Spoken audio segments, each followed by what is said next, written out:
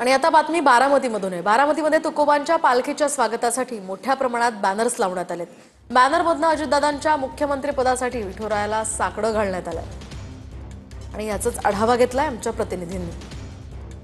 जगद्गुरू संत श्रेष्ठ संत तुकाराम महाराज यांचा पालखी सोहळा आज बारामतीमधील भिगवण चौक येथील शारदा प्रांगण येथे मुक्कामी असणार आहे। विठ्ठू माऊलीच्या घोषाने अक्षरशः बारामती शहर हे दुमदुमून गेलेले आहे। बारामती शहरात हा पालखी सोहळा येत असताना मोठ्या प्रमाणात स्वागताच्या आशयाचे बॅनर देखील लागलेले आहेत। आपण पाहू शकता की बारामती शहरात पालखीच्या सोहळ्याचे अनेक बॅनर लागलेले आहेत, परंतु असा एक वेगळा बॅनर लागलेला आहे। या बॅनरकडे सगळ्यांचं लक्ष वेधून घेतलं जात आहे।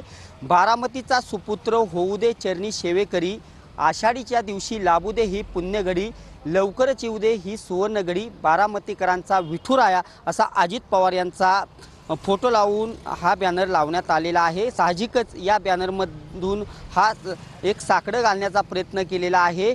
साहजिकच सद्यस्थितीला हा बॅनर सर्वांचं लक्ष वेधून घेताना दिसत आहे। कॅमेरा पर्सन नागेश मर्डेसह मी दीपक कापरे, TV9 मराठी, बारामती।